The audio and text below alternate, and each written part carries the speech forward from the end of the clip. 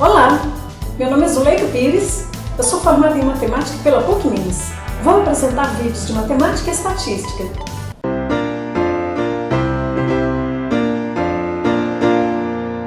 Então nós vamos falar aí sobre correlação linear. Nessa aula 1, é detalhar mais o diagrama de dispersão.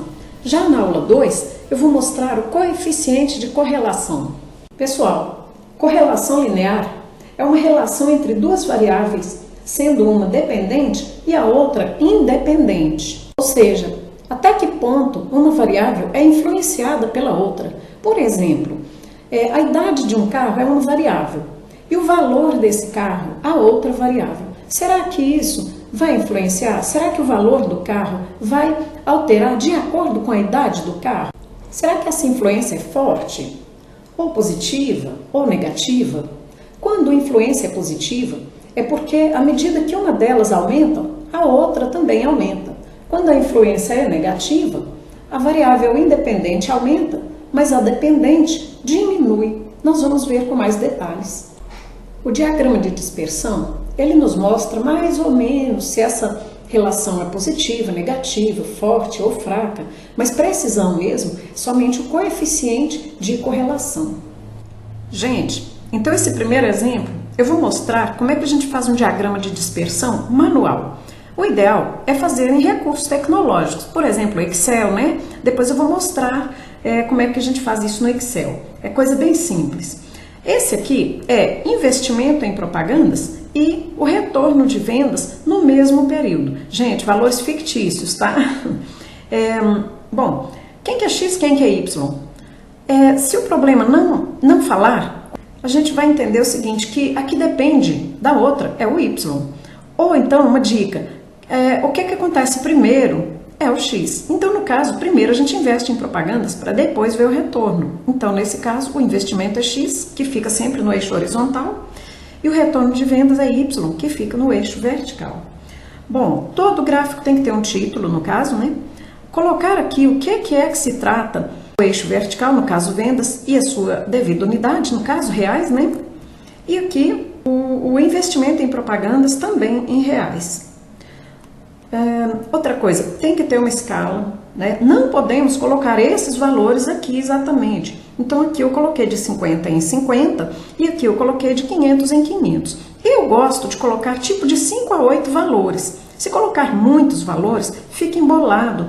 E se colocar pouquíssimos valores, dificulta a análise do gráfico, né? Então isso aqui é mais ou menos a critério.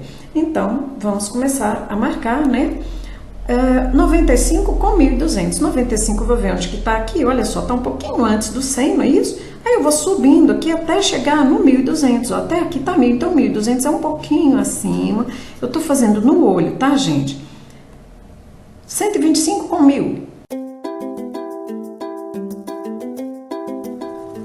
Isso. Então, está marcado aí o nosso diagrama de dispersão. Agora, vamos fazer uma pequena análise. Essa relação existe, porque a gente está vendo aqui, né? Ela é uma relação positiva, direta, no caso, né?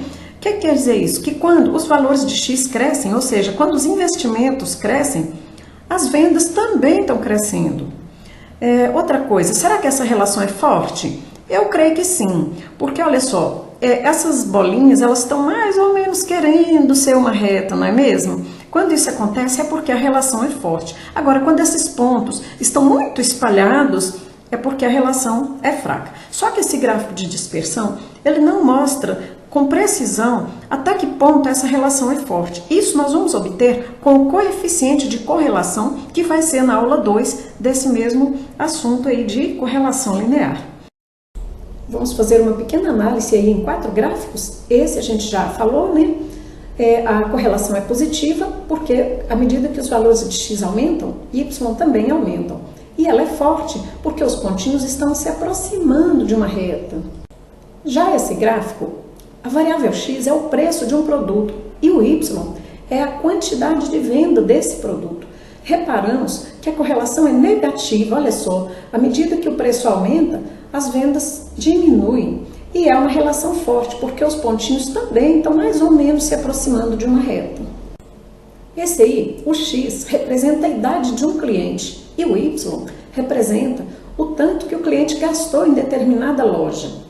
É uma correlação bem fraca, a gente repara que os pontinhos estão bem espalhados, talvez quase nula. E faz sentido, né, gente? Porque a idade da pessoa não quer dizer, não tem nada a ver com o gasto, né? Todo mundo gasta, uns mais, outros menos, né?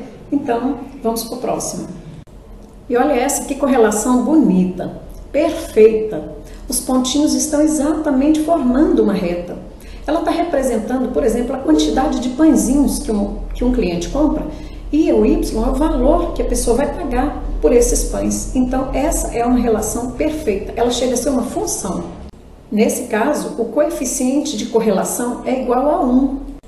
Agora, gente, vamos ver aí no Excel como que faz um gráfico de dispersão, né? O meu Excel é 2010, tá, gente? É bem simples. A primeira coisa é digitar os dados, sempre a coluna X primeiro. No meu caso aí ficou fora de ordem, mas não tem problema.